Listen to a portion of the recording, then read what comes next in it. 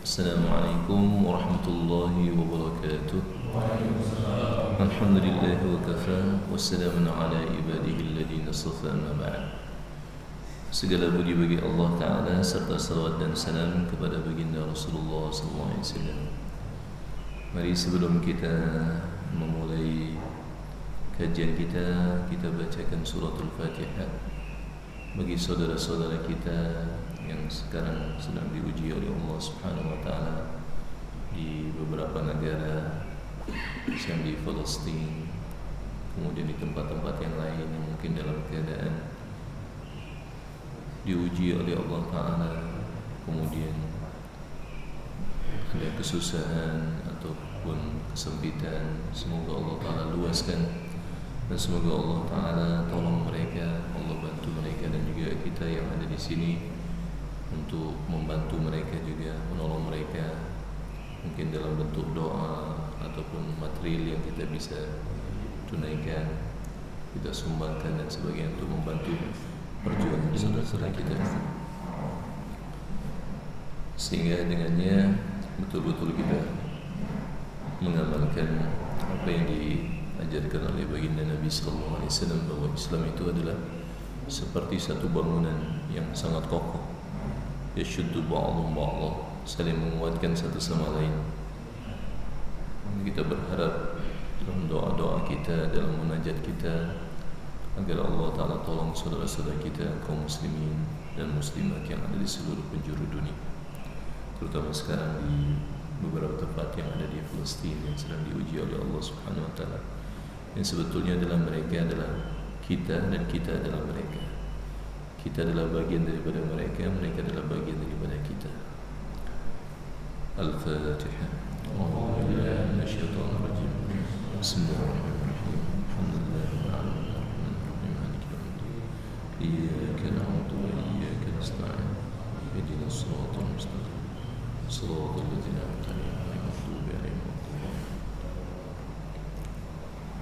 Sebelum kita melanjutkan kajian yang baru, sedikit review, mengulang apa yang sudah kita pelajari sebelumnya, yaitu nasihat dari Al-Faqih Abu Layth rahimahullah ta'ala. Yaitu nasihat dari Abu Layth rahimahullah: man hafidha sab'a kalimatin fahuwa syarifun 'inda Allah ta'ala wal malaikah. Siapa yang memelihara, menjaga 7 kalimat, fahuwa syarifun 'inda Allah Ta'ala wal malaikah, maka dia mulia di sisi Allah, juga mulia di sisi malaikat. Kemudian Allah mengampuni dosanya walaupun sebanyak buih di lautan. Wa yajidu halamat ta'ah, dan dia mendapati kemanisan. Wa yakunu hayatuhu wa mamatuhu khairah, kehidupannya, hidupnya, matinya baik, dan hidup dan matinya dalam keadaan baik, hidupnya baik, meninggal juga dalam keadaan baik. Ini orang sukses namanya, orang yang luar biasa, hidupnya dalam keadaan baik. Hadirin rahimakumullah, kadang-kadang orang menjauh dari agama, menjauh dari amal agama, karena dia berpikir kalau saya mengamalkan agama nanti saya susah, nanti saya mesti terhalangi dari ini, dari itu, dari ini, dari itu, saya susah, saya nggak bisa bebas. Padahal sebetulnya ketika seseorang itu mengamalkan agama, walaupun nampaknya dia mesti menekan hawa nafsunya, sebetulnya dia akan bahagia. Dia akan bahagia. Seperti saya sampaikan dalam puasa itu, bagi orang yang berpuasa itu 2 kegembiraan dalam hadis. Lis-shaimi farhatan. Bagi orang yang berpuasa itu 2 kegembiraan. Yang pertama, kapan gembiranya, Pak? Indah fitrah, ketika dia berbuka. Ya umumnya kita kalau mau berbuka itu senang atau susah? Senang, Masya Allah. Lapar-lapar, melihat waktu maghrib itu lontong, ya kan, apa pistel dan sebagainya. Wah, ini senang. Dan itu adalah anugerah yang Allah anugerahkan kepada kita. Ketika kita mau berbuka itu bahagia. Jadi ketika seseorang mengamalkan agama, dia tekan hawa nafsunya, bukan susah dia, bahkan dia akan bahagia. Dia akan bahagia. Sering saya ibaratkan seperti ada gunung salju. Pernah saya di Pakistan itu musim panas, Pak. 45 sampai 50 derajat Celcius. Kemudian kita pergi ke satu tempat namanya Naran. Naran itu tempat yang indah sekali, luar biasa. Nah, itu di tempat yang lain musimnya panas luar biasa, 45 sampai 50 derajat Celcius. Tapi kalau di Naran itu ada gunung salju. Ada gunung salju. Sampai-sampai sungai yang mendekati daerah itu seperti ada esnya gitu ya. Apa bahasanya itu, glacier? Saya juga bahasa Inggrisnya nggak paham ya. Jadi yang dirahmati ketika mendekati tempat tersebut, ketika dibuka jendela, kira-kira kita akan rasakan apa? Dingin. Semakin dekat semakin dingin, walaupun belum sampai ke gunung itu. Tapi karena arahnya ke sana, itu kita akan merasa hawa gunung itu terasa kita. Dingin, sejuk. Maka begitu juga seseorang dia menempuh surga, menempuh jalan menuju surga, menuju ridha Allah. Walaupun nampaknya itu dalam perjalanannya itu banyak hal yang tidak sesuai dengan hawa nafsu, tapi di balik itu ada surganya Allah. Dalam riwayat Bukhari dijelaskan, hujibatil jannatu bil makarih. Surga itu ditirai dengan perkara yang tidak sesuai dengan hawa nafsu. Abdurrahman bin Auf radhiyallahu anhu, Sayyidina Abdurrahman bin Auf radhiyallahu anhu, dia mengatakan, inna wajadna khairal khairi fil kurhi. Kami dapati semua bentuk kebaikan itu dalam perkara yang tidak sesuai dengan hawa nafsu, tidak sesuai dengan keinginan, tidak sesuai dengan hawa nafsu, tapi di balik itu ada apa? Surga. Nah, cerminan kehidupan ahli surga dia akan rasakan dalam kehidupan. Ketenangan, kedamaian, ketentraman. Walaupun mungkin dihadapkan dengan keadaan yang berbeda-beda. Gak mungkin kita dalam satu keadaan, gak mungkin.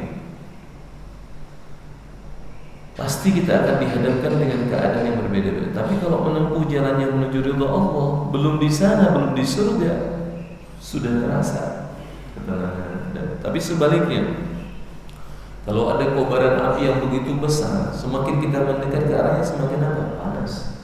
Semakin dekat semakin panas, walaupun belum di kobaran api. Tapi karena mendekat ya terasa panasnya. Wa man a'rada an dzikri fa inna lahu ma'isyatan dhanka. Siapa yang berpaling dari mengingat aku, baginya kehidupan yang sempit. Sempit hidupnya. Walaupun rumahnya luas, kendaraannya bagus, semua serba ada, tapi jalan yang ditempuh menuju murka Allah belum di neraka, cerminan kehidupan ahli neraka dirasakan dalam kehidupan dunia. Nah, hadirin rahimakumullah, kadang-kadang umumnya umat manusia beranggapan kalau saya mengamalkan agama nanti bagaimana dunia saya. Padahal sebetulnya kalau kita mengamalkan agama dalam kehidupan dunia kita, walaupun tidak bisa dipungkiri kita akan dihadapkan dengan keadaan yang berbeda-beda, selagi kita mengamalkan agama dalam keadaan apapun juga kita akan diberikan keteduhan Allah. Walaupun mungkin kita dapat ini, planning kita enggak kita capai, kita enggak bisa dapat. Kita udah usahakan semuanya, sudah dikerahkan semuanya, enggak dapat juga. Mungkin begitu.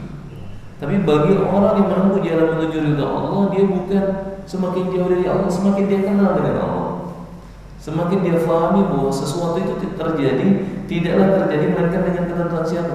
Allah. Sayyidina Ali radhiyallahu anhu karramallahu wajhahu mengatakan, "Araftu Rabbi bi fasli azaimi." Aku semakin mengenal Rabbku ketika gugurnya rencana-rencanaku. Aku semakin kenal dengan Rabbku ketika gugurnya rencana-rencanaku. Sudah berencana, nggak didapetin apa yang direncanakan. Semakin kenal dengan Allah. Tapi kalau orang dia dapat nikmat dan dia tidak tempuh jalan menuju ridha Allah, bergelimang kenikmatan, bukan dia semakin tenang. Kalau dia tidak menempuh jalan menuju ridha Allah, malah dia semakin susah. Bahkan terkadang dia menganggap dirinya adalah segalanya, dia lupa diri.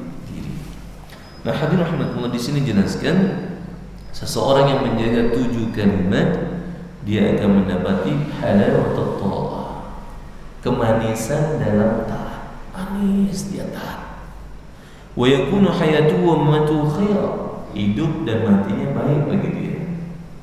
Meninggalnya husnul khatimah, masya Allah. Kalau udah meninggal husnul khatimah, masya Allah, satu nikmat yang sangat besar. Apa 7 kalimat tersebut? Al-ula ayyakuna 'inda ibtida'i kulli syai'in bismillah. Ketika memulai segala sesuatu, baca basmalah. Sama-sama Pak. Bismillah. Jadi nampaknya sederhana, kadang-kadang lupa Pak. Kita mau makan, lauknya masya Allah nih, sesuai dengan selera, lagi lapar betul. Kadang-kadang bismillahnya lupa. Walaupun nampaknya sederhana, lupa. Samillah. Padahal Nabi SAW mengajarkan kepada kita, bacalah basmalah. Ketika mau makan, mulai dengan bismillah. Sama-sama Pak. Bismillah.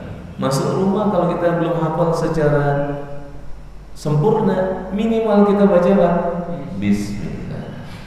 Keluar rumah, bismillah. Walaupun ada lagi tambahannya, bismillah tawakkaltu 'ala Allah wa la haula wa la quwwata illa billah. Kalau kita membaca doa tersebut, nanti akan ada penyeru dari kalangan malaikat. Kufita, dicukupkan begitu. Wa wuqita, engkau dijaga. Wa hudita, engkau diberikan hidayah. Wa tanaha anka syaitan, dan syaitan menjauh dari kamu. Mau berangkat pakai basmalah, bismillah. Jadi ada hubungannya Pak. Kecukupan dengan basmalah itu ada hubungannya. Penjagaan dengan basmalah itu ada hubungannya. Terlihatnya apa hubungannya? Dulu ada filosof, ada ahli filsafat, mendapati ulama menyenguk orang sakit baca Quran, baca Al-Fatihah, baca doa gitu. Loh, apa hubungannya? Kata ini sakit kok baca doa, baca Quran, nggak ada hubungannya. Maka ulama tersebut marah, tapi marahnya mau memberitahukan sesuatu, mau dicaci maki gitu. Ahli filsafat sampai memerah wajahnya. Kadang-kadang kalau orang menahan marah itu sampai urat-uratnya terlihat gitu. Terus maka dirahmatullah, ulama itu tanya, loh kok kamu marah? Maksudnya berkesan dengan ucapan saya, apalah artinya ucapan saya? Kok muka kamu merah? Keluar juga urat-urat nadi kamu ketika saya melontarkan kata-kata seperti yang kamu dengar. Kalau kata-kata saya saja begitu berpengaruh kepada kamu, apalagi dengan firman Allah. Makanya ajaran syariat itu kalau kita menjenguk orang sakit, doanya la ba'sa tahurun insyaallah. Sama-sama Pak. La ba'sa tahur insyaallah. Sama-sama. La ba'sa tahurun insyaallah. Ya apa insyaallah. Semoga Allah sucikan, Allah bersihkan. Insyaallah sembuh. Jadi memotivasi, karena ucapan ini berpengaruh.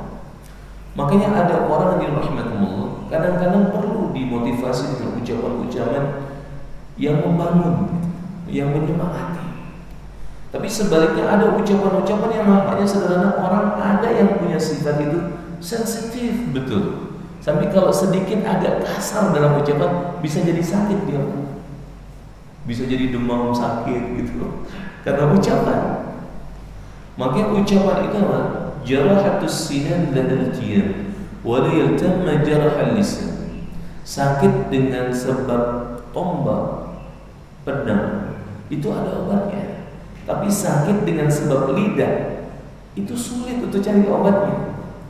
Berarti ucapan manusia saja begitu berkesan, apakah kesan baik ataupun kesan buruk. Apalagi dengan firman Allah. Apalagi dengan firman Allah Subhanahu wa ta'ala. Oh iya. Jadi bismillah dengan pemeliharaan itu ada hubungan.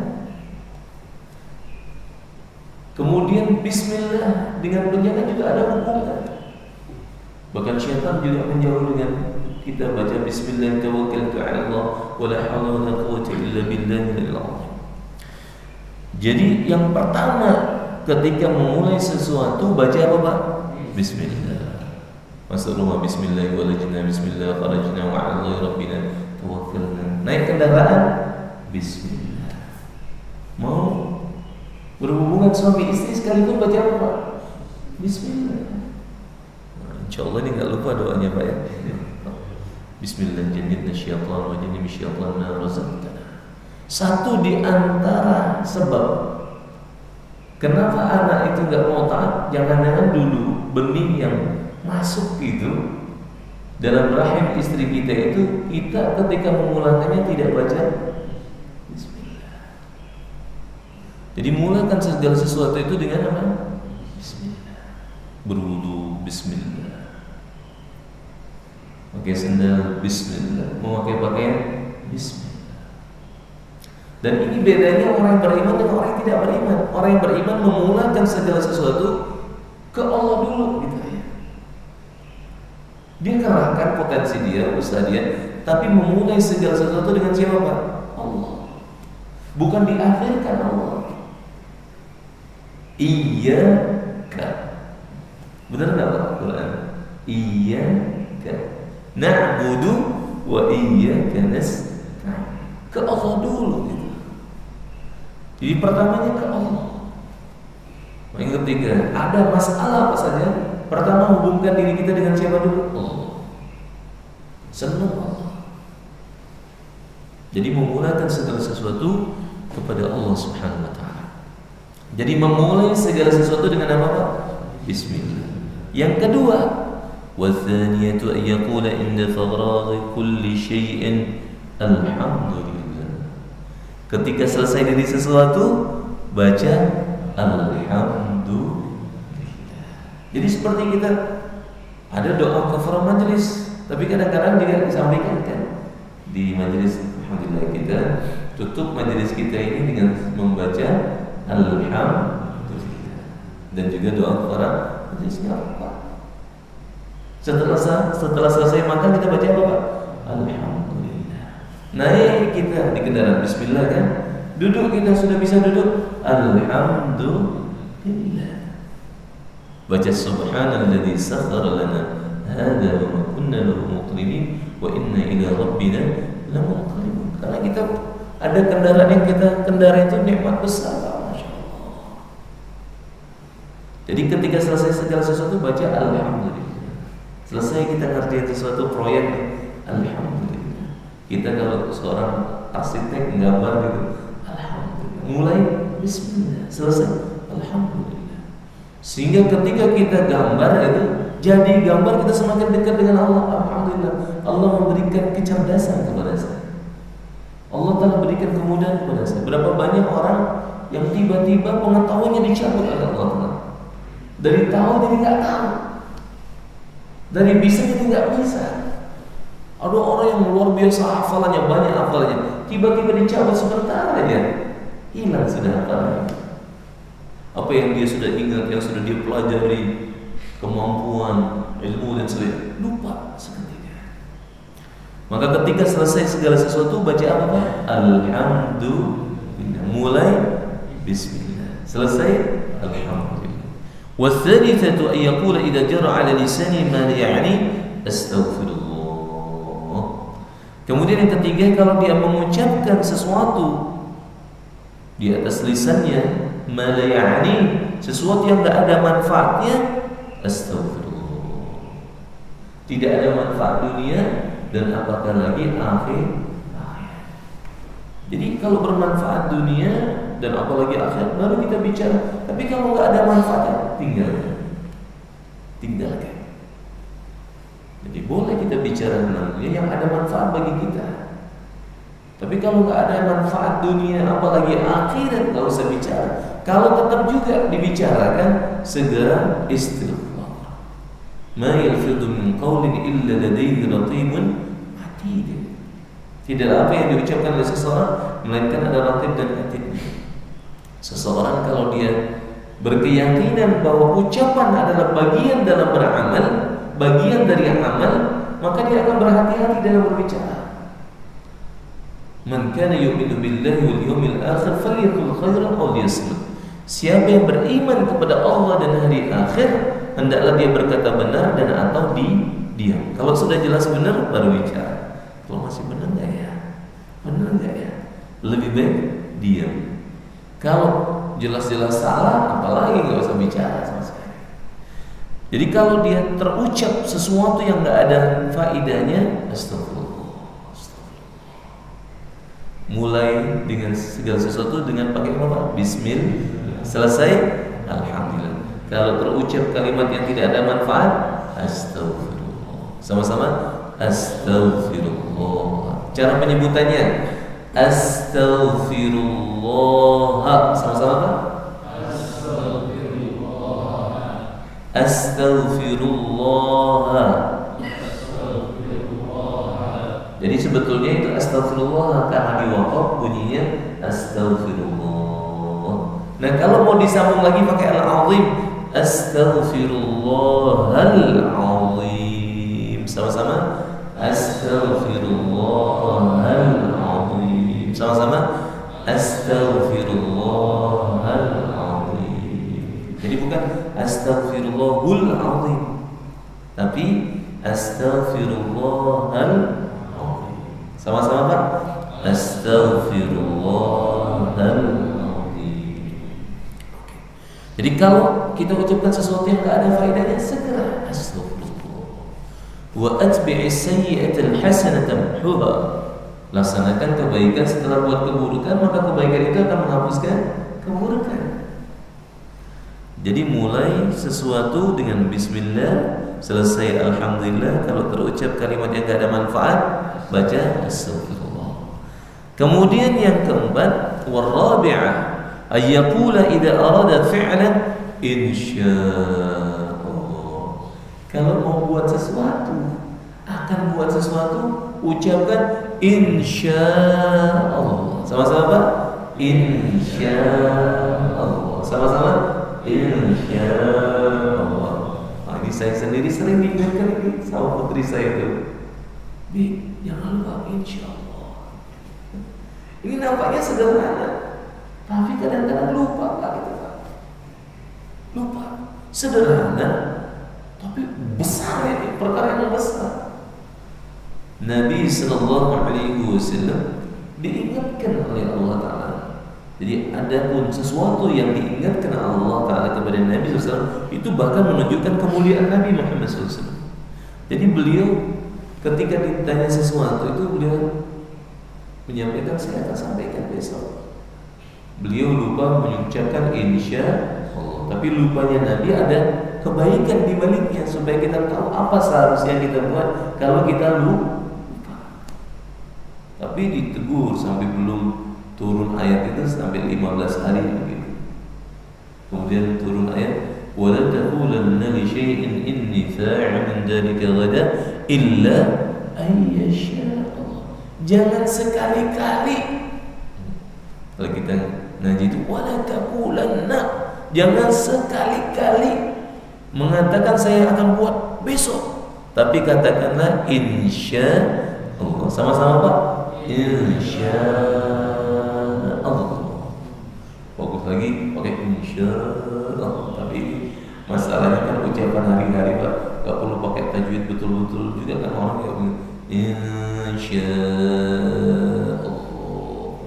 Seperti kita ngomong bahasa Arab yang gak perlu lah pakai tajwid, kan bingung orang. Kaifa haluk min aina anta ya akhi, kan repot kan.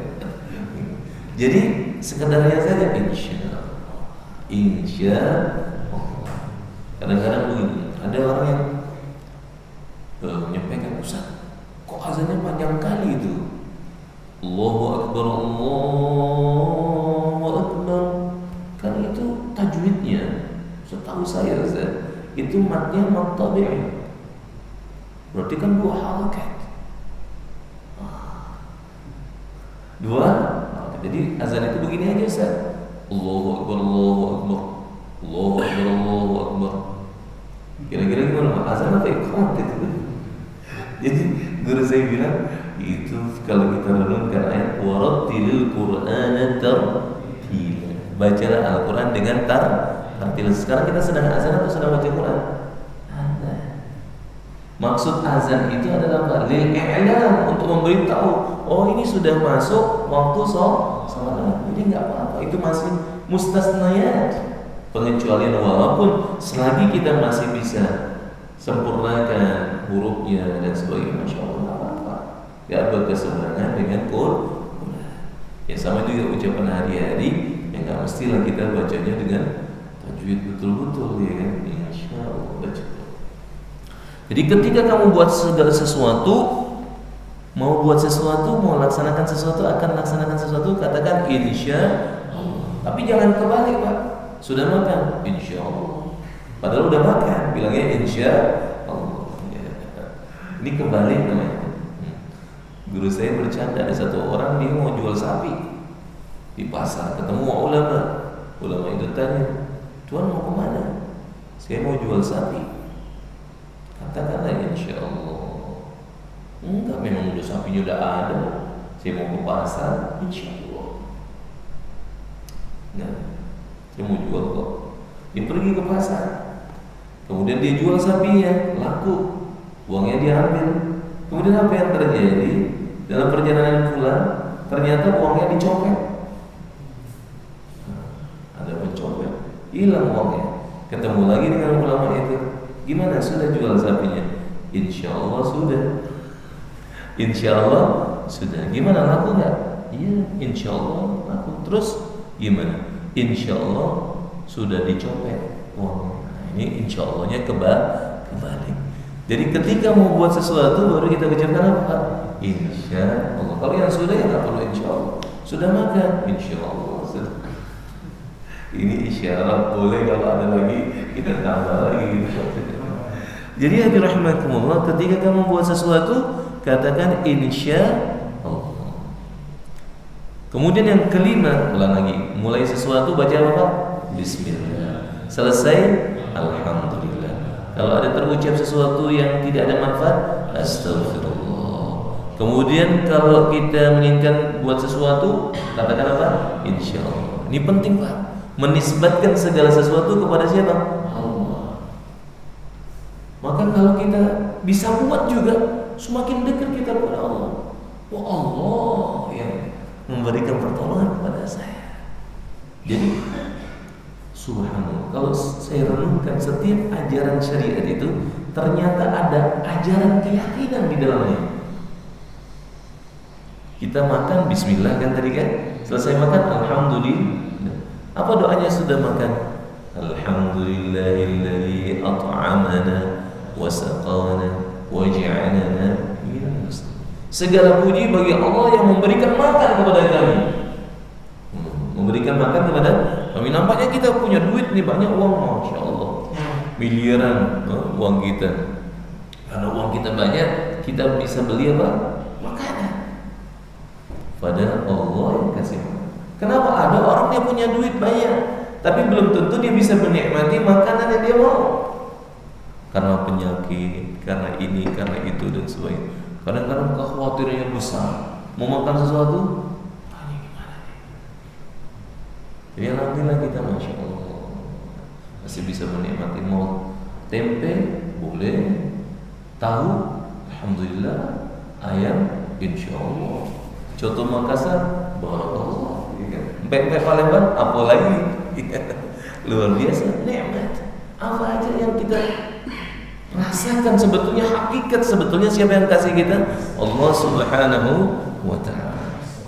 Jadi hadirin rahimakumullah, jadi mulakan segala sesuatu dengan bismillah, selesai alhamdulillah.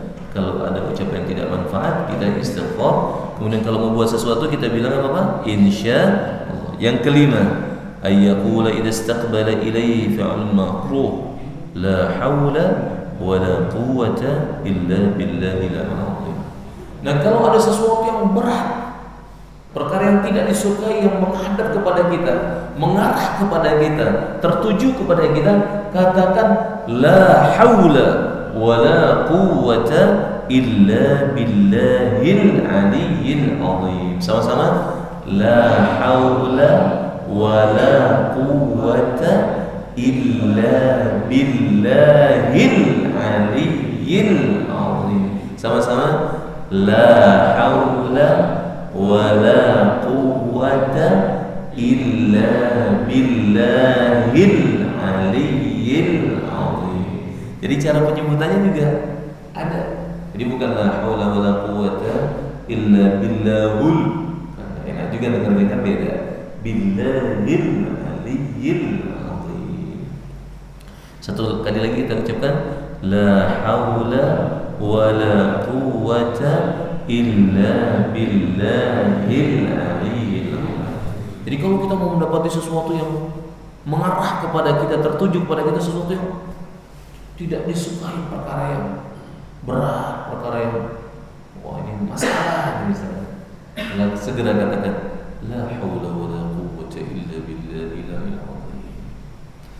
Kemudian rahmatullah wasadisatu ay yaqula idza asabathu musibatun inna lillahi wa inna ilaihi raji'un. Sama-sama Pak, inna lillahi wa inna ilaihi raji'un. Sama-sama, inna lillahi wa inna ilaihi raji'un. Sama-sama, inna lillahi wa inna ilaihi raji'un.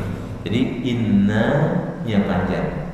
Inna sesungguhnya kami, lillah bagi Allah, wa inna dan sesungguhnya kami, ilaihi kepadanya, raji'un kembali. Sama-sama, inna lillahi wa inna ilaihi raji'un. Sama-sama, inna lillahi wa inna ilaihi raji'un. Jadi ketika dapatin musibah, segera katakan inna lillahi wa inna ilaihi raji'un. Ajaib.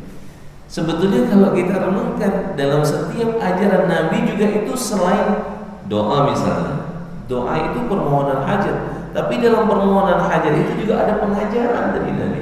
Seperti bacaan doa atau bacaan zikir inna lillahi wa inna ilaihi raji'un, bukan hanya ucapan yang diajarkan kepada kita oleh Nabi SAW, tapi menyikapi sesuatu yang ditentukan oleh Allah, tidaklah terjadi itu melainkan ketentuan siapa? Allah.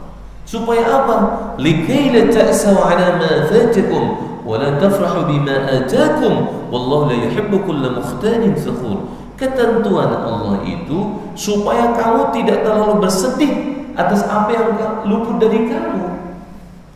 Sedih boleh, tapi ada batasnya. Kalau berlebihan dosisnya bahaya. Bisa berkeluh kesah kepada Allah Ta'ala, berkeluh kesah kepada makhluk berkenaan dengan Allah, bahaya. Jadi ada batasnya gitu. Seperti kita bahas tentang takut dan harap. Takut itu ada batasnya. Maksudnya ada batasan yang tidak boleh dilampaui gitu. Takut yang berlebihannya bisa jadi putus asa di rahmat Allah. Harap juga ada batasnya. Gak boleh terlalu berharap kepada Allah sehingga merasa aman dari azab Allah. Sehingga al-iman bainal khawfi wal raja. Iman itu di antara takut dan harap. Nah begitu juga ketentuan Allah Subhanahu wa taala supaya apa? Likai la ta'saw 'ala ma fatakum. Supaya kamu jangan terlalu bersedih atas apa yang luput dari kamu. Sedih boleh, tapi enggak boleh berlebihan. Nabi SAW mendapati putranya meninggal dunia, meneteskan air mata, bersedih, tapi tidak berlebihan. Dan diajarkan kepada kita inna lillahi wa inna ilaihi raji'un. Semua pasti kembali kepada Allah. Sehingga menjadi tenang hati. Oh, semua kembali. Sesungguhnya kami bagi Allah, kita bagi Allah, kembalinya kepada Allah. Kemudian wasabi'atu yang ketujuh, la yazalu yajri 'ala lisani fil laili wan nahari kalimah la ilaha illallah Muhammadur Rasulullah. Lidahnya itu terus di malam dan siang hari mengucapkan la ilaha illallah Muhammadur Rasulullah. Sama-sama Pak. La ilaha illallah Muhammadur Rasulullah. Saya sudah sampaikan di sebelumnya, kalau kita mengucapkannya dari la ilaha illallah, maka Muhammadur Rasulullah. Sama-sama la ilaha illallah Muhammadur Rasulullah. Tapi kalau mulainya dari asyhadu an la ilaha illallah wa asyhadu anna Muhammadar Rasulullah. Sama-sama asyhadu an la ilaha illallah wa asyhadu anna Muhammadar Rasulullah. Kalau la ilaha illallah Muhammadur Rasulullah. Asyhadu an la ilaha illallah wa asyhadu anna Muhammadar Rasulullah. Jadi lidahnya selalu mengucapkan di malam siang la ilaha illallah Muhammadur Rasulullah. Niat semua untuk diamalkan insyaallah Pak ya. Ketika mulai sesuatu baca apa Pak? Bismillah. Selesai alhamdulillah. Kalau terucap yang tidak bermanfaat, astaghfirullah. Kalau menginginkan untuk berbuat sesuatu, insyaallah. Kalau ada sesuatu yang berat tertuju kepada kita, la haula wala quwwata illa billah. Kemudian kalau ada musibah, inna lillahi wa inna ilaihi raji'un. Dan kemudian selalu diucapkan malam siang pagi la ilaha illallah Muhammadur Rasulullah. Kemudian tambahan untuk hari ini reviewnya agak panjang juga, tapi insyaallah penting dalam kehidupan kita walaupun sederhana. Nasihat selanjutnya Anil Hasan al-Basri rahimahullah annahu qala. Dari Hasan Basri rahimahullah beliau mengatakan, maktubun fit Taurah, tertulis di Taurat itu khamsatu ahrufin, yaitu tertulis 5 kalimat. Ahruf di sini secara harfiahnya artinya huruf, tapi dimaknakan bahwasanya di sini bukan huruf saja, 5 huruf A B C D E, bukan alif ba ta tha jim, bukan. 5 huruf di sini ay jumalin, yaitu 5 kali kalimat. Jadi di Taurat itu di antaranya tertulis ada 5 kalimat. Innal ghunyata fil qanaa. Sesungguhnya kecukupan dengan nafkah itu di dalam qanaah. Jadi kecukupan itu sebetulnya dalam apa Pak? Qanaah. Makanya sering saya sampaikan riwayat dalam riwayat Bukhari itu, laisal ghina an kathratil 'arad, walakinnal ghina ghinan nafs. Bukanlah kekayaan itu karena banyaknya harta, tapi kekayaannya sebenarnya adalah kekayaan apa? Hati.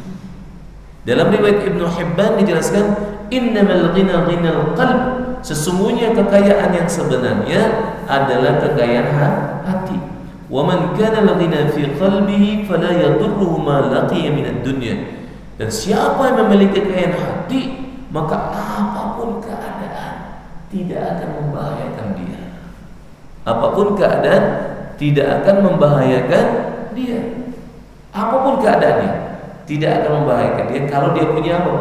Kekayaan hati. Tapi kalau orang nggak punya kekayaan hati, dia punya semuanya, dia dalam bahaya. Sering saya sampaikan, kalau di listrik itu ada tegangan tinggi kan, dangerous, bahaya. Jadi banyak orang dalam bahaya kalau dia tidak punya kekayaan hati. Kalau dia memiliki kekayaan, bahaya bagi dia. Dia akan melampaui batas, sombong, angkuh dan sebagainya.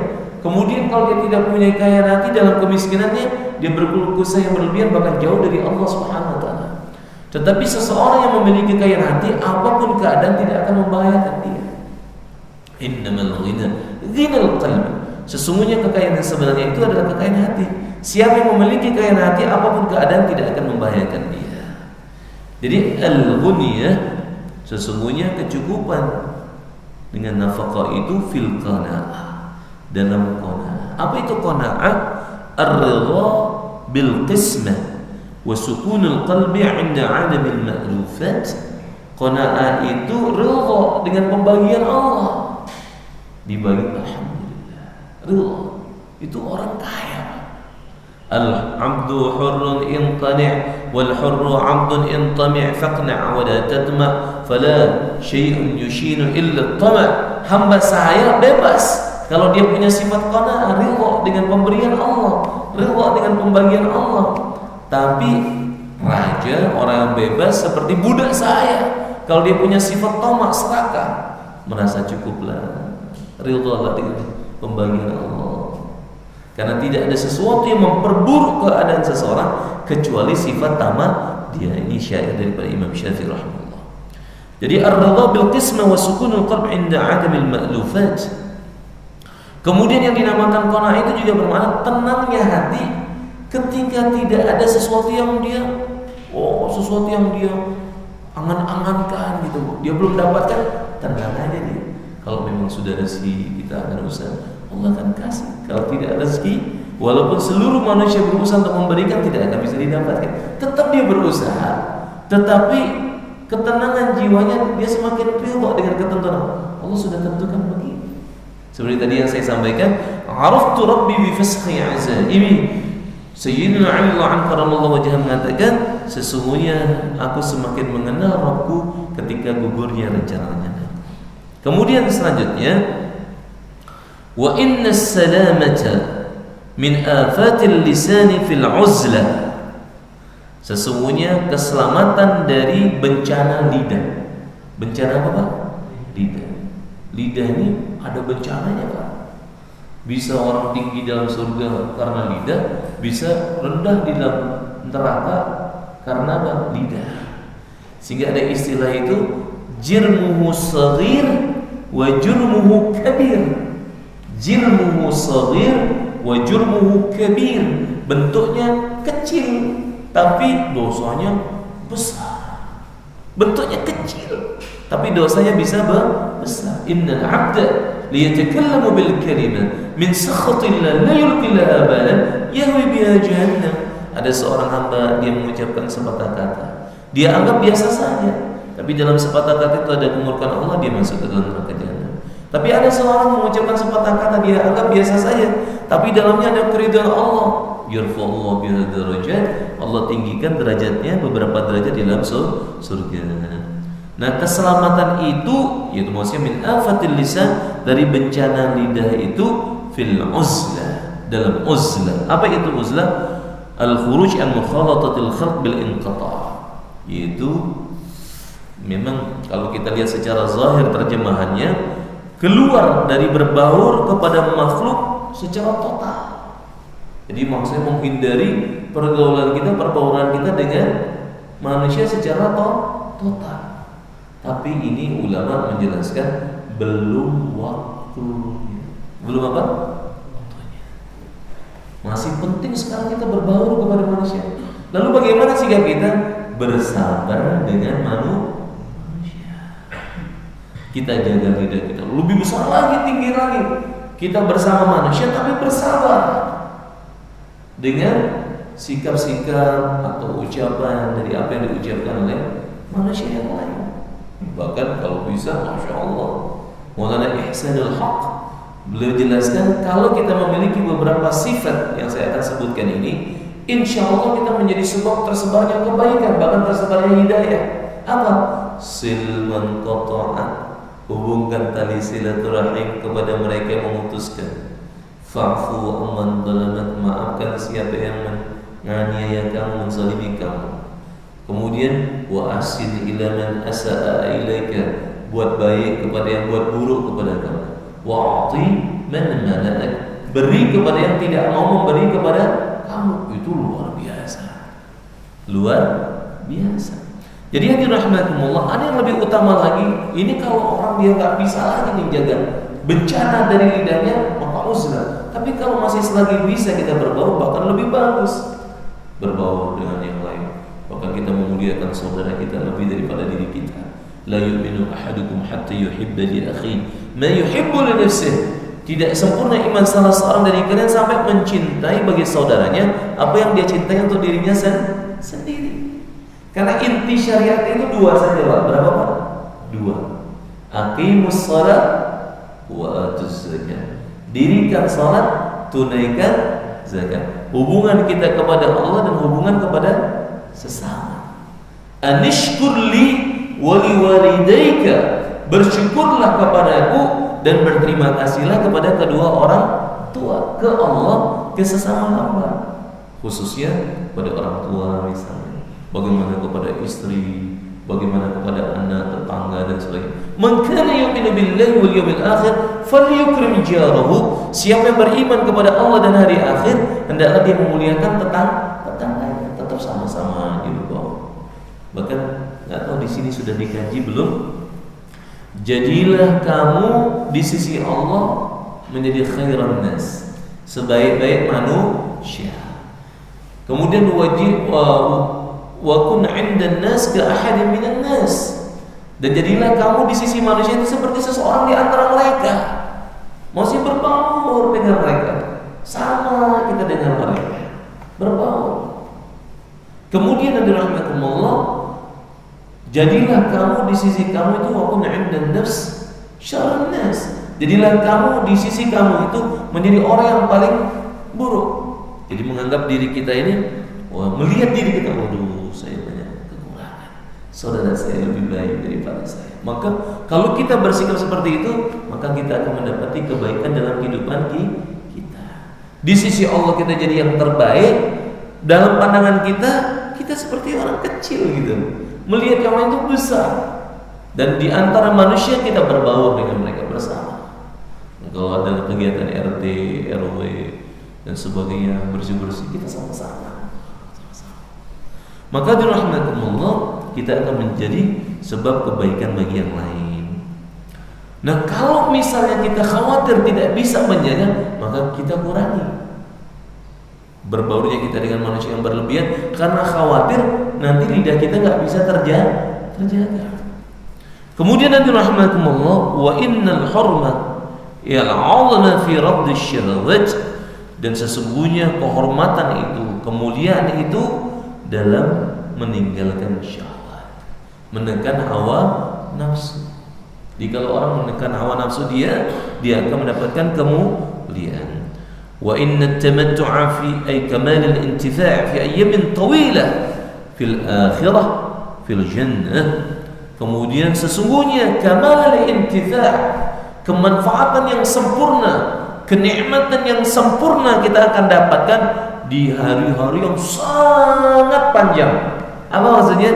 Fil akhirah, fil jannah, di dalam surga. Jadi kenikmatan yang tiada taranya, keinginan kita semua terpenuhi. Makanya jangan tanya sebetulnya, Ustaz, di surga itu ada pete nggak, Ustaz? Ada jengkol nggak? Nggak perlu ditanya sebetulnya. Walakum fiha ma tashtahi anfusukum walakum fiha ma tad'un. Bagi kamu apa yang kamu inginkan dapat semua. Tapi bukan berarti saya jawab ada pete di sana. Ada jengkol, gimana Ustaz? Nanti ada nggak ini makanan mungkin durian ada nggak, Ustaz? Waduh. Walakum fiha ma tashtahi anfusukum walakum fiha. Semua dipenuhi oleh Allah Ta'ala. Hawa nafsu kita ini kan tak terbatas. Dunia ini terbatas. Sesuatu yang terbatas tidak bisa memenuhi sesuatu yang tak terbatas. Tidak terbatasnya keinginan kita ini akan terpenuhi di dalam mana? Surganya Allah. Kenikmatan yang tiada tara. Kita bilang kan bahwa ini durian enak, ini enak. Kenikmatan surga itu bagaimana? A'adtu li'ibadiyas salihin. Aku siapkan kepada orang-orang yang saleh. Ma la 'ainun ra'at, sesuatu yang tidak pernah dilihat oleh kedua belah mata, wala udhun sami'at, tidak pernah terdengar oleh kedua belah telinga, wala khatara 'ala qalbi bashar, dan tidak pernah terbetik dalam hati. Jadi kalau kita bilang itu saja sudah nikmat, maka bagaimana nikmatnya surga? Sedangkan kenikmatan dunia sedikit sedikit pun tidak bisa menyamai kenikmatan surga. Jadi nggak perlu tanya ada nggak sana. Karena kenikmatan di sana itu nggak pernah dilihat oleh kedua belah mata, tidak pernah terdengar oleh kedua belah telinga, dan tidak pernah terbetik dalam hati. Jadi kalau mau menikmati kenikmatan yang sempurna itu nanti di surganya Allah. Di dunia ini masya Allah makan kita misalnya suka nasi uduk misalnya, makan kita nasi uduk 1 piring enak, 2 piring mungkin masih lah sedang lah gitu ya. Tapi kalau udah 3 piring, masya Allah 4 piring udah gak enak lagi. Dan enaknya dunia ini kalau makanan itu sampai mana? Mulut saja. Kalau sudah di sini sama aja, keluar juga sama kotoran. Tapi kenikmatan surga itu digambarkan oleh ulama, nikmatnya makanan yang kita makan, makanan yang pertama, gigitan yang pertama, atau suapan yang pertama, rasa yang kedua, yang ketiganya itu berbeda dan semakin nikmat, dan semua bagian tubuh kita merasakan kenikmatannya. Cuma Ustaz, ya nggak pernah di sana, jadi detailnya nggak tahu. Itu nggak bisa digambarkan, Pak. Sesuatu yang nggak bisa digambarkan. Ada kenikmatan itu yang nggak bisa digambarkan. Sampai ada lucu sebetulnya ini nggak apa-apa lah, bapak-bapak kan udah 17 tahun ke atas semua gitu sama. Jadi ada satu orang tanya, ini tentang sebetulnya pertanyaannya ini penjelasan berkenaan dengan ada satu masa bagi orang yang menempuh jalan menuju Allah itu. Kan kepada gurunya bertanya, macam mana guru, macam mana? Ada pertanyaan itu nggak bisa dijelaskan dengan tulisan dan tidak bisa juga dijelaskan dengan apa? Ucapan. Tapi itu bisa dijelaskan ketika sudah sampai kepada makom itu. Ketika sudah sampai kepada makom itu baru dia tahu, oh iya. Sampai ada satu, dia al-wadat ini. Ada satu orang sahabat bertanya ke sahabatnya, dia impoten. Apa impoten bilangnya? Dia impoten gitu.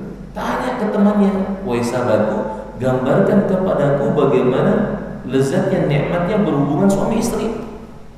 Gimana rasanya? Kata temannya, dijawab pakai surat. Sahabatku, aku pikir kamu ini impoten aja, tapi ternyata bukan impoten aja, kamu juga bego. Kamu juga apa?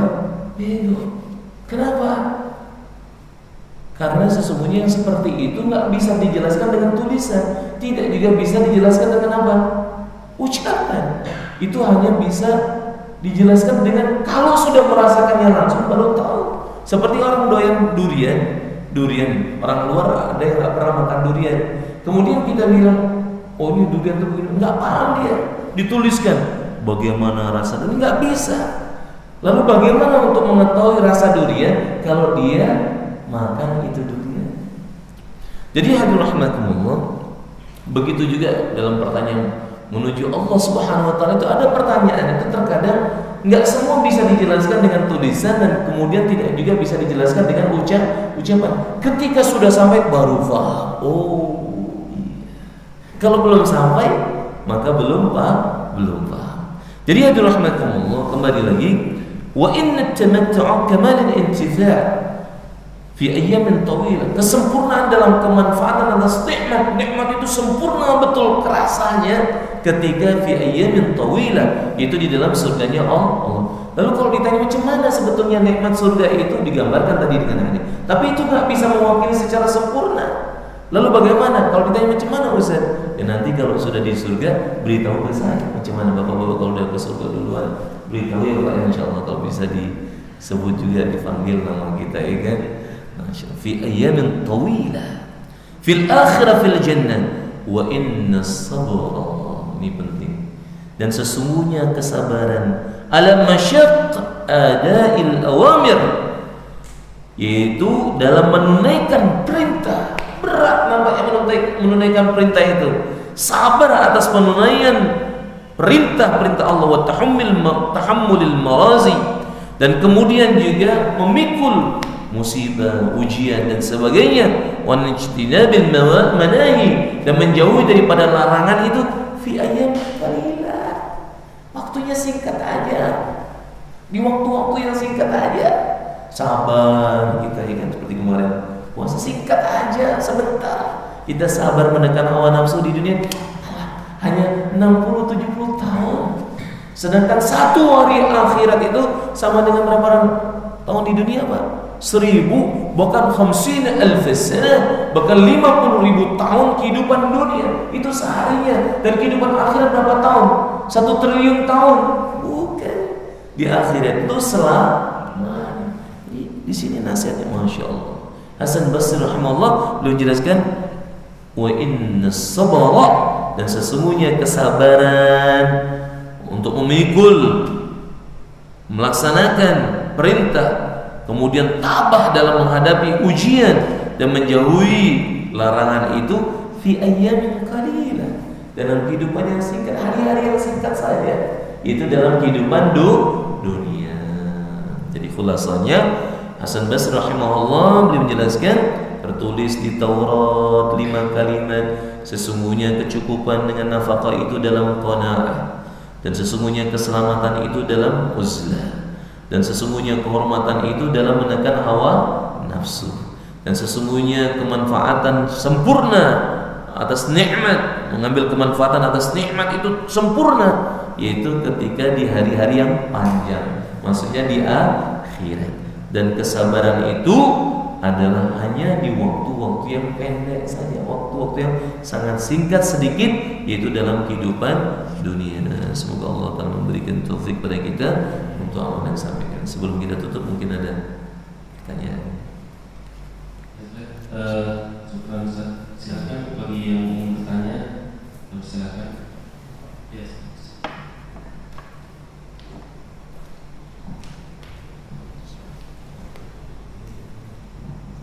Assalamualaikum warahmatullahi wabarakatuh. Ustaz, di sini saya akan mempertanyakan yang Bapak Ustaz sampaikan tadi mengenai gambar kehidupan manusia, seolah itu tergambar yang akan terjadi di surga nanti.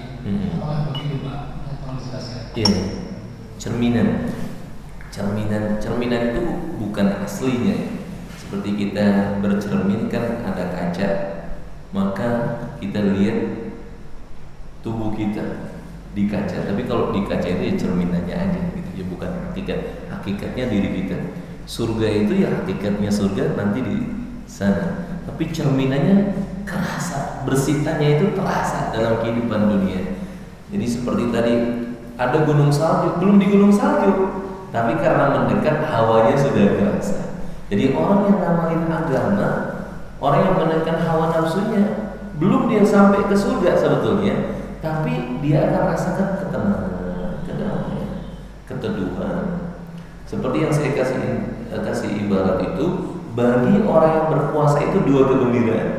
Pertama ketika dia berbuka, dan ketika dia berjumpa dengan Allah. Jadi kalau orang berbuka itu kan senang ya Pak ya. Kenapa Pak senang? Karena dia menekan hawa nafsu. Dan kegembiraan itu tidak diberikan kepada orang yang tidak berpuasa. Beda. Orang yang berpuasa dia mau berbuka, dengan orang yang tidak berpuasa dia makan juga di waktu maghrib. Beda kegembiraannya. Kenapa? Karena dia bisa menekan hawa nafsu. Orang yang menekan hawa nafsu karena perjalanannya menuju ridha Allah, seperti dalam hadis itu, hujibatil jannatu bil makarih.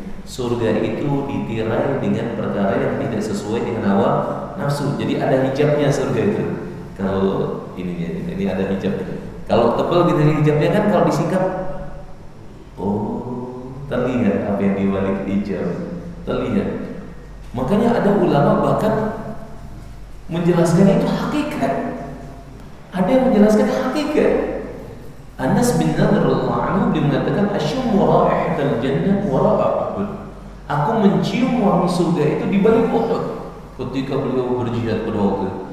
Ada yang menjelaskan itu hakikat sebetulnya, sudah tercium benar-benar. Tapi umumnya tidak seperti itu. Ada orang-orang khusus yang memang Allah kuasa untuk menjadikan itu semua. Tetapi bukan semua orang mendapatkan seperti itu. Karamatul auliya ya haqqun. Tapi umumnya seseorang ketika dia menekan hawa nafsu, cerminan kehidupan ahli surga dia akan rasakan dalam kehidupannya. Walaupun dia dihadapkan dengan keadaan yang berbeda-beda. Makanya Syekh Abdul Qadir Jailani rahimahullah ketika dikabarkan, kalau sekarang kan bilangnya kontainer gitu, kontainer di kapalnya itu yang memuat barang dagangannya jatuh, tenggelam, dia mundur. Alhamdulillah. Loh, alhamdulillah. Ada lagi yang mengabarkan, Syekh, bukan kapalmu yang tenggelam, kapal orang lain. Alhamdulillah. Jadi apa maksudnya kalau sama-sama alhamdulillah? Ketika disampaikan bahwasanya kapalnya yang tenggelam, dia lihat katanya, oh dia semakin kenal dengan Allah. Dia sudah rencanakan segala sesuatu, tapi yang terjadi ketentuan Allah. Dia semakin kenal dengan Allah. Mahal seseorang bisa sebut Allah ketika dapat musibah, itu luar biasa. Amalan yang luar biasa. Makanya seseorang ketika dia kehilangan buah hatinya dan dia bersabar, dia semakin kenal dengan Allah. Dia ucapkan inna lillahi wa inna ilaihi raji'un. Semakin dia dekat dengan Allah, disiapkan tempat di sana yang namanya Baitul Hamd, rumah pujian, istana pujian. Maksudnya menyambut orang yang bersabar karena kehilangan buah hatinya. Jadi cerminan itu, walaupun dihadapkan dengan keadaan yang berbeda-beda gitu. Jadi lumrah memang kata itu. Jangankan orang yang taat, orang yang tak taat pun sebetulnya dihadapkan dengan keadaan yang berbeda-beda juga. Cuma bedanya kalau orang yang taat dalam keadaan senang dia dekat Allah, dalam keadaan susah semakin dekat dengan Allah. Semua keadaan menyebabkan dia semakin dekat dengan Allah. Makanya menakjubkan orang yang beriman itu kan dalam hadis. Sungguh menakjubkan orang yang beriman itu kalau diberi nikmat syukur, kalau dia diberikan musibah sabar, dan itu tidak akan terjadi kecuali bagi orang yang beriman. Begitu Pak.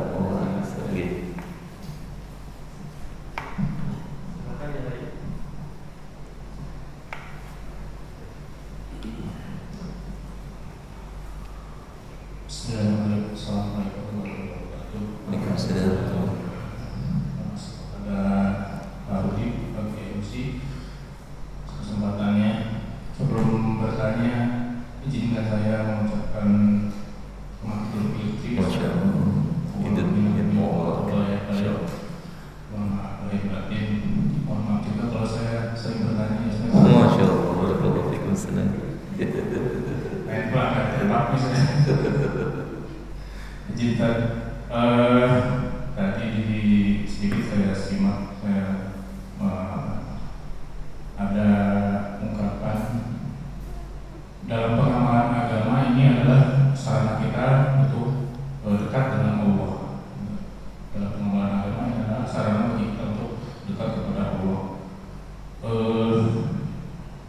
Untuk dekat kepada Allah tentu kita harus kenal dengan Allah. Ya. Nah, saya pernah dengar ungkapan dari Imam Al-Ghazali, persisnya seperti ini.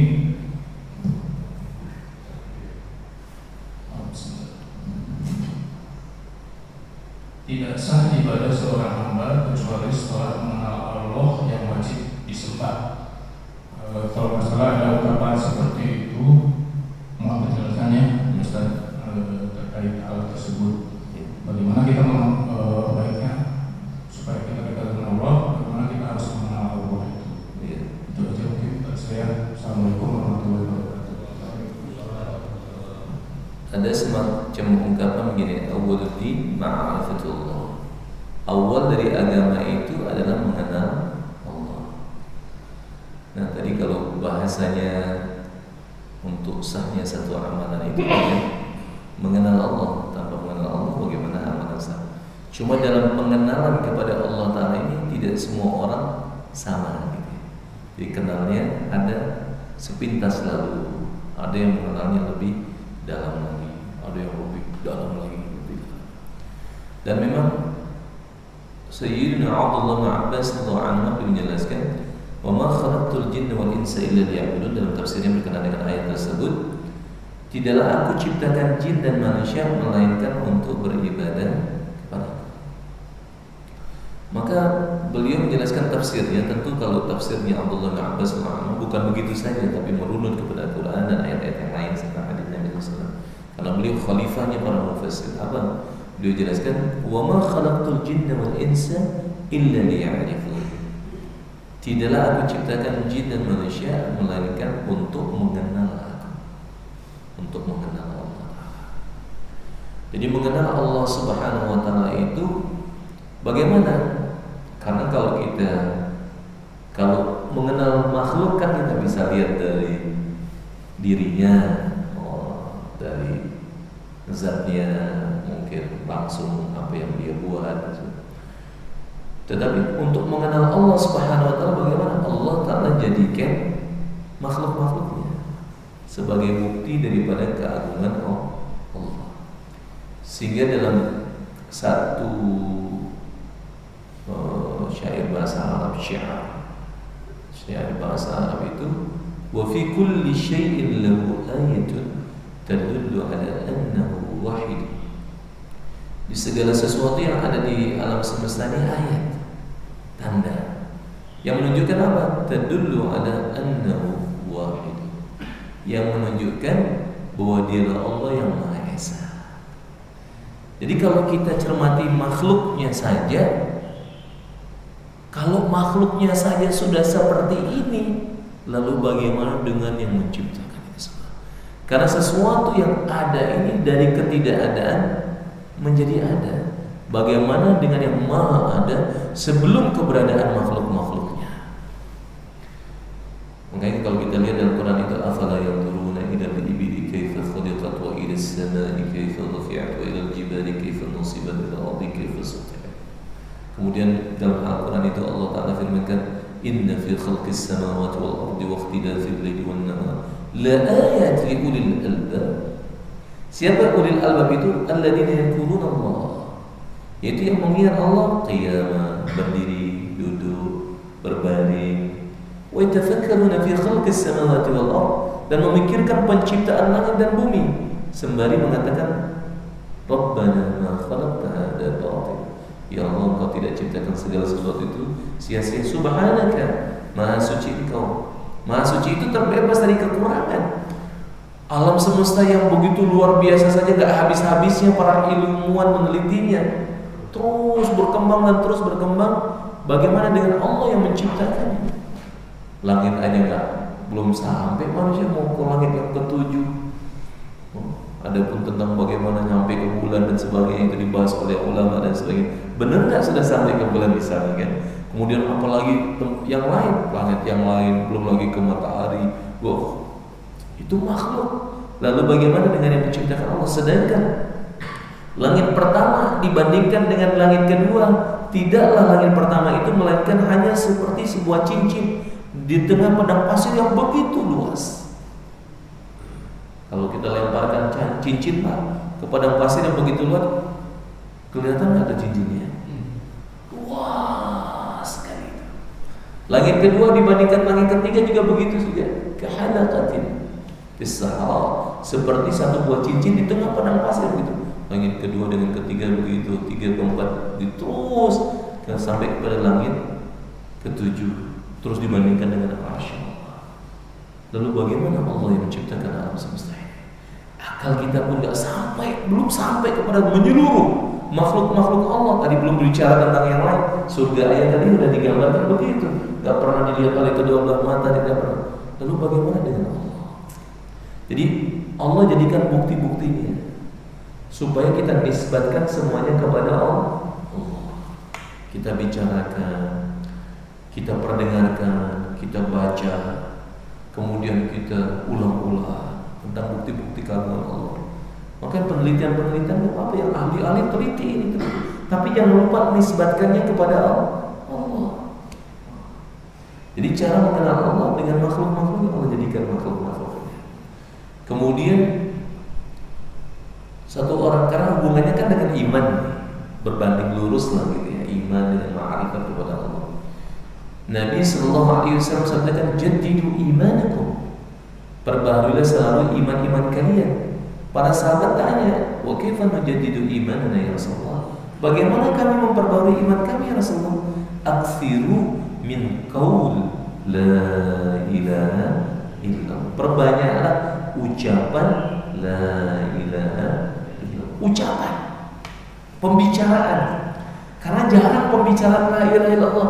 Jadi maksudnya pembicaraan la ilaha illallah bukan ketemu orang la ilaha illallah, la ilaha, bukan. Jadi mafhum daripada la ilaha illallah. Kita naik kendaraan sama istri kita jalan-jalan misalnya sampai kita ke tempat yang kita tuju, alhamdulillah Allah Ta'ala berikan kemudahan kepada kita sehingga kita sampai ke tempat ini.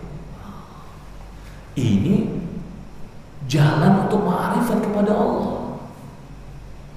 Kita makan, alhamdulillah, masya Allah nikmat betul yang makan ini.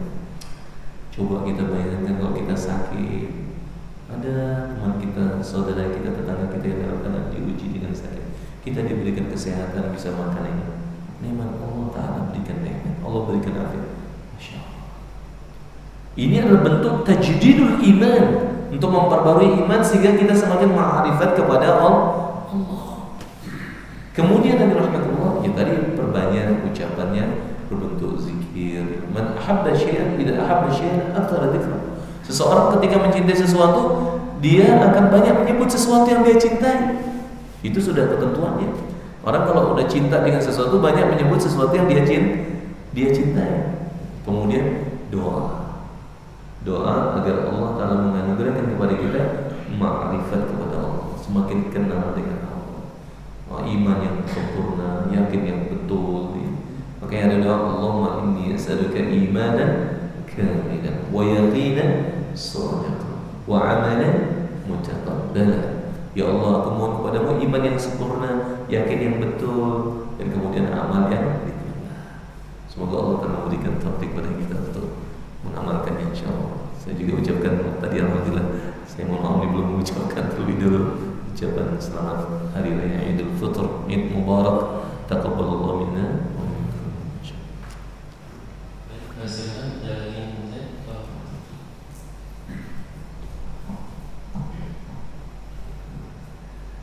Assalamualaikum warahmatullahi wabarakatuh.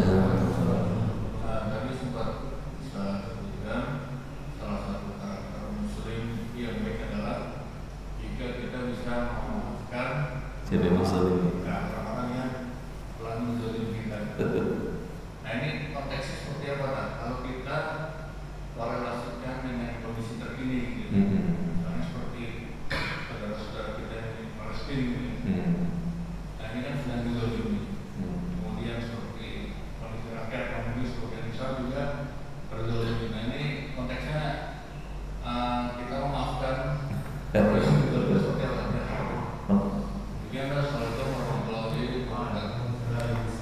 Jadi dalam Al-Quran itu ada ayat, ada hadis itu nampaknya umum gitu.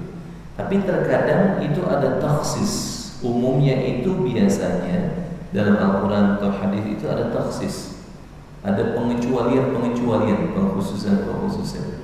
Jadi yang dimaksudkan Nabi misalnya dalam hadis itu sebenarnya fa'fu amman dzalamak, maafkan siapa yang menzalimi.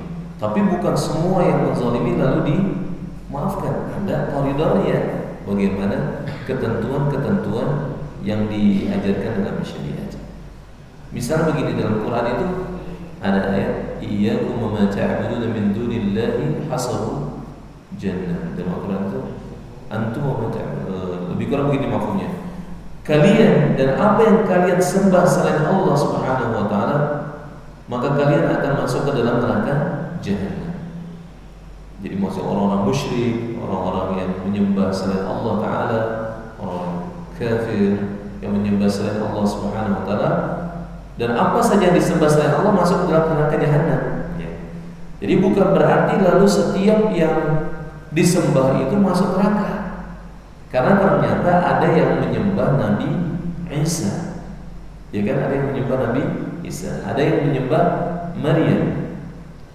Tapi kita tidak katakan bahwa Nabi Isa, Nabi Maryam di dalam neraka gitu ya. Ada yang menyembah mereka, maka kita tidak katakan bahwa dia di dalam neraka. Misalnya ini, Nabi SAW sabdakan, la yalijan nar man shalla qabla tulu'i syamsi wa qabla ghurubiha, dalam riwayat Muslim. Tidak akan masuk neraka seseorang yang salat sebelum terbitnya matahari dan sebelum tenggelamnya matahari. Yaitu maksudnya salat subuh dengan salat asar. Tapi bukan berarti maksudnya Nabi mengajarkan kepada kita, ya udah salat itu hanya salat subuh dengan salat asar saja. Tapi hadis itu menjelaskan tentang keutamaan salat subuh dan Salat asar bukan menafikan salat-salat yang lain. Nah begitu juga fa'fu amman dzalamak, maafkan siapa yang menzalimi. Bukan semua kezaliman kita maafkan. Ini khususnya untuk pribadi kita sendiri gitu. Misalnya ada tetangga kita berbuat sesuatu yang kita dapati ternyata ini untuk kepentingan pribadi kita, ini agak menyusahkan kita maafkan.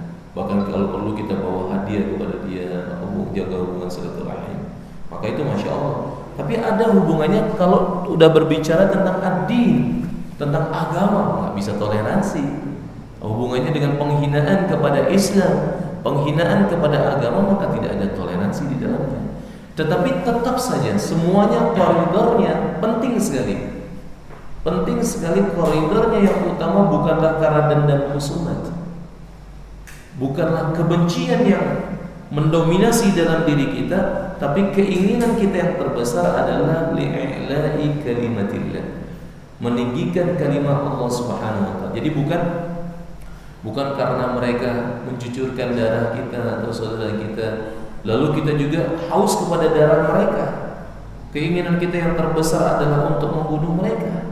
Tetap saja keinginan kita yang terbesar li'i'la'i kalimatillah, untuk meninggikan kalimat Allah. Karena pada zaman Nabi SAW, Nabi sendiri itu beliau sabdakan, uditu fi sabilillah la yu'da ahadan misli. Sungguh aku telah dianiaya di jalan Allah, tidak ada seorang pun yang dianiaya atas dirinya melebihi apa yang aku terima. Walaqad ukhibtu fi sabilillah lam yukhaf ahadun misli. Sungguh aku telah diintimidasi di jalan Allah, tidak ada seorang pun yang diintimidasi atas dirinya melebihi apa yang aku terima. Paman Nabi namanya Sayyidina Hamzah, itu diambil jantung, hati, ya kan, dilumat, bahkan itu jantungnya dimakan sama Hind. Tapi kemudian hari apa yang terjadi ketika Fathul Makkah? Nabi memang ada terjadi peperangan pada zaman Nabi, ya sama seperti keadaan sekarang di Palestina misalnya. Bukan berarti kita berdiam, terutama mereka-mereka yang berhadapan langsung ketika itu, tentu mereka buat sesuatu untuk meninggikan kalimat Allah, mempertahankan nyawa mereka, mempertahankan kehormatan mereka, mempertahankan izzah mereka. Masya Allah, kalau mereka berjuang dan kita juga berjuang, kita gugur di jalan Allah Subhanahu wa taala. Ketika kita dihadapkan dengan keadaan yang sama, kita juga gugur di jalan Allah Ta'ala. Tetapi bukanlah maksud utamanya karena didominasi diri kita ini dendam khusumat. Oh, karena dia telah membunuh ayah saya, karena dia telah membunuh ibu saya, dendam, mesti saya. Bukan. Tapi inti yang utama itu adalah li'i'la'i kalimatillah, meninggikan kalimat Allah. Kenapa? Karena ketika di Makkah sekalipun, ketika Fathul Makkah, Makkah sudah di tangan orang Islam. Maka pada waktu itu ada ucapan al-yawmu yawmul malhamah. Hari ini adalah hari balas dendam gitu. Hari balas dendam, ya. Daging ketemu daging, maksudnya hari balas dendam. Tapi pada waktu itu Nabi sallallahu alaihi wasallam sabdakan al-yawmu yawmul malhamah. Hari ini adalah hari kasih sayang. Maka apa yang terjadi? Orang-orang yang sudah bersumpah dengan nama Lata dan Uzza untuk tidak masuk ke dalam Islam, maka mereka berbondong-bondong masuk ke dalam Islam. Ketika dikatakan kepada mereka, kenapa kalian masuk Islam? Bukankah kalian telah bersumpah dengan nama Lata dan Uzza untuk tidak masuk Islam? Maka mereka mengatakan, betul, kami bersumpah dengan Lata dan Uzza untuk tidak masuk dalam Islam, tapi Islam telah masuk ke dalam hati kami. Kenapa? Karena melihat bagaimana akhlak Nabi SAW.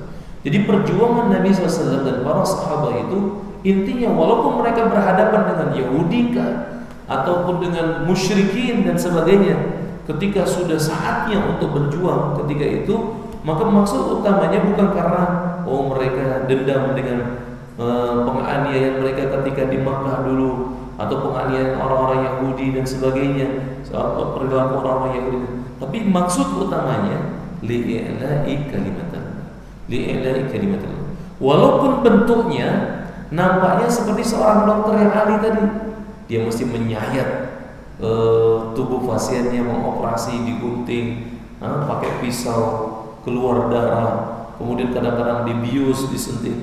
Tapi maksud utamanya adalah apa? Supaya sakitnya itu sembuh, supaya penyakit tidak menjalar di tempat yang lain. Dan inti utama, kalaupun kita berjuang melawan orang-orang Yahudi sekalipun, berperang melawan mereka, intinya bukan karena kita didominasi oleh dendam kusuma atau hanya karena kebencian saja, tapi intinya yang kita inginkan li'ila'i kalimatillah, untuk meninggikan kalimat Allah. Bagaimana Islam tegak di muka bumi, bagaimana orang kenal dengan Allah, bagaimana orang kenal dengan kehebatan Allah, kenal dengan Islam. Allah bisa begitu. Jadi bukan berarti biarin aja terus begitu, enggak juga. Mesti kita ada perlawanan. Seperti seorang dokter mendapati tadi pasiennya yang sakit, ya dibedah juga, udah parah ini, nggak cukup pakai Panadol, nggak cukup ini pakai obat tablet gitu ya, pagi siang malam dua, nggak cukup, ini udah mesti diamputasi, ini udah mesti dioperasi ini bahkan kadang-kadang udah mesti sekarang istilahnya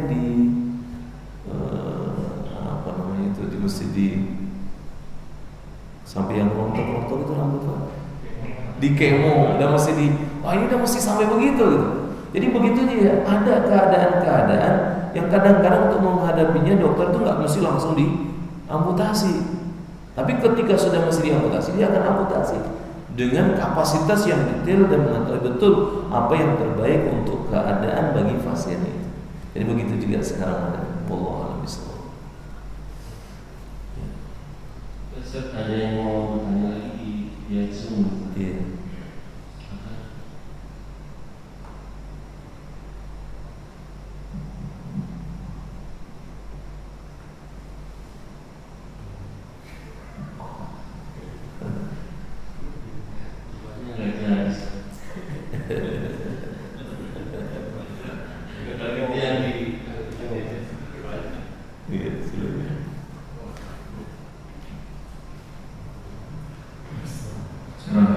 Bismillahirrahmanirrahim. Assalamualaikum warahmatullahi wabarakatuh. Ini pertanyaannya simpel aja. Bagaimana kita mempunyai kesabaran seperti kesabaran yang Rasulullah miliki? Itu aja Pak.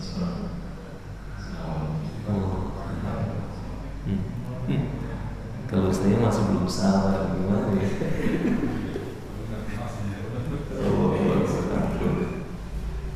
Ya, semoga Allah Ta'ala berikan afiat kepada kita semua, insyaallah. Allah jaga semua.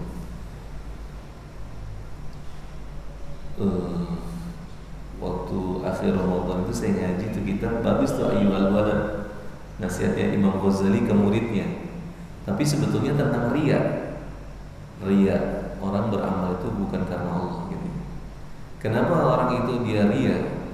Karena dia masih beranggapan bahwasanya makhluk itu bisa memberi manfaat dan mudarat, masih bisa memberi manfaat atau membahayakan dia. Sehingga karena dia beranggapan bahwa dia bisa memberikan manfaat, kalau memuji saya bisa jadi lebih mulia, maka dia saya bagus dibuat ini supaya dilihat oleh dia. Atau sebaliknya, kalau dia nggak puji saya, nanti saya hina. Kalau dia hinakan saya hina. Dan sama juga dengan sabar. Pertama kita lihat bahwa kalaupun sesuatu itu terjadi, itu tahta masyiatillah. Semua terjadi itu dengan ketentuan siapa? Kalau gitu, Masya Allah. Sampai Anas bin Malik rahimahullah itu berkhidmat kepada Nabi itu 10 tahun. Berapa tahun Pak? 10 tahun. Nabi gak pernah itu selama 10 tahun udah berkhidmat, jadi melayani Nabi. Kalau kita di rumah kan ada pembantu tuh, gak pernah gitu ya mengatakan, kenapa kamu buat begini, kenapa tidak seperti ini, gak pernah. Itu sabarnya Nabi. Sehingga setiap mereka itu merasa paling dicintai oleh Nabi. Dan kalau ada sesuatu yang terjadi, kemudian keluarga Nabi SAW sedikit terusik, maka Nabi akan memberikan nasihat, kalau memang tidak ditentukan oleh Allah, tidak akan terjadi. Sesuatu itu terjadi dengan ketentuan Allah. Jadi itu, ternyata sabar itu kalau kita betul-betul imani ketentuan Allah, takdirnya Allah. Sesuatu itu nggak ada yang istilahnya kebetulan. Karena dalam kajian akidah berkenaan dengan takdir itu kita mesti satu keimanan. Antuk minabil qadr khairihi wa syarrihi wa murrihi wa hulwihi minallah Ta'ala. Kamu beriman dengan ketentuan Allah, baik, buruk, manis, pahit datang dari siapa? Allah. Karena nggak ada sesuatu itu terjadi kebetulan atau tiba-tiba apapun. Karena kalau kita katakan terjadinya tiba-tiba tidak dikehendaki oleh Allah, berarti lepas dari kehendak Allah. Berarti kan bahaya akidah kita kepada Allah. Berarti sesuatu terjadi tidak dengan kehendak siapa? Allah. Semua sudah ditentukan Allah. Tapi ada sesuatu yang diketentukan oleh Allah Ta'ala itu memang diridhoi, ada yang nggak diridhoi gitu. Tapi ada hikmah di baliknya. Gitu. Ada hikmah di baliknya.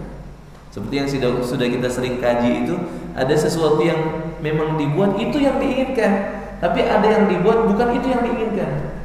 Seperti kalau orang yang suka dengan makanan sesuatu, dia beli itu, gitu. Memang dia suka. Tapi ada sesuatu dibuat yang diinginkan bukan itu, dibalik itu.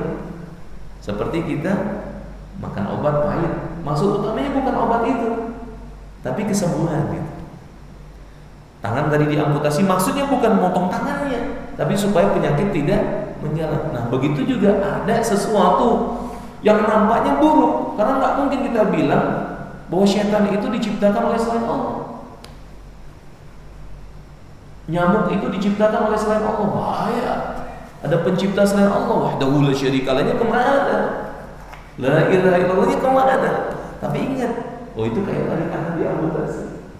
Ada maksud di balik itu. Ada skenario Allah Ta'ala, Allah tahu dengannya. Dan takdir itu apa? Sirrullah fi khalqihi fala yakshifu. Takdir itu rahasia Allah yang kita nggak perlu sikap-sikap tabirnya. Jangankan berbicara dengan ketentuan Allah yang bukan ranah kita. Makhluk saja tadi kita sudah sampaikan, begitu luar biasa, kita nggak nyampe semua, nggak tercover semua pengetahuan kita berkenaan dengan makhluk. Lalu bagaimana dengan ketentuan Allah? Jadi iman ketentuan Allah ini nggak kebetulan. Oh, salah. Yang kedua, kita lihat diri kita. Kita ingat diri kita, ternyata kita ini dari. Karena umumnya kemarahan itu karena kita melihat diri kita itu saya. Ini beda ya, marah yang dibenarkan dalam syariat. Kadang-kadang mesti juga marah, nggak boleh juga marah itu dihapuskan, nggak ada sama sekali. Kadang-kadang perlu juga ada marah ketika berhubungan dengan tadi yang seperti tadi. Marahnya maksudnya untuk kalimatillah. Tapi marah yang nafsu ini biasanya melihat dirinya lebih saya terhina kan dengan begitu kalau saya nggak marah. Gimana nih? Nabi SAW sampaikan, la taghdab, jangan marah. Ini hubungannya. La taghdab walakal jannah, bagimu adalah surga. Satu orang sahabat Nabi tanya, ya Rasulullah, berikan nasihat kepada aku.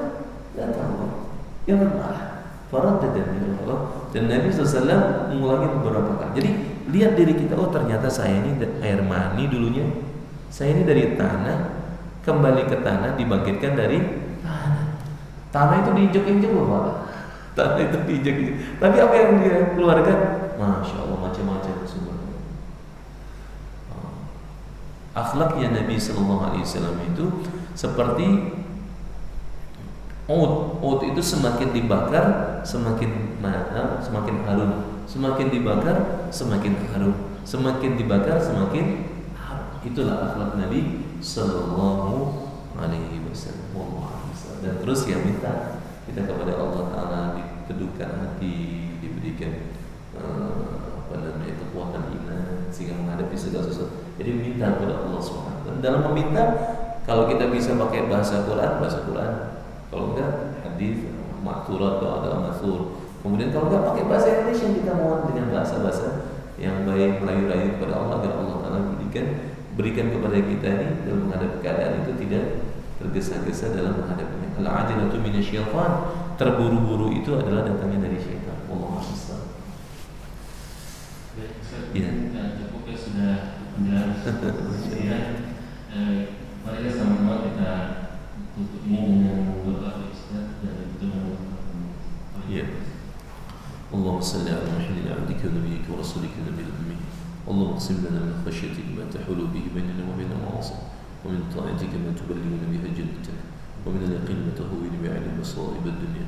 Allahumma mat'ina bi asma'ina wa absarina wa quwwatina ma ahyaytana waj'al al-waritha minna waj'al tha'rana 'ala man وانصرنا على من عادانا ولا تجعل مصيبتنا في ديننا ولا تجعل الدنيا أكبر همنا ولا مبلغ علمنا ولا تسلط علينا من لا يرحمنا وصلى الله على النبي الأمي وعلى آله وصحبه وسلم والحمد لله رب العالمين.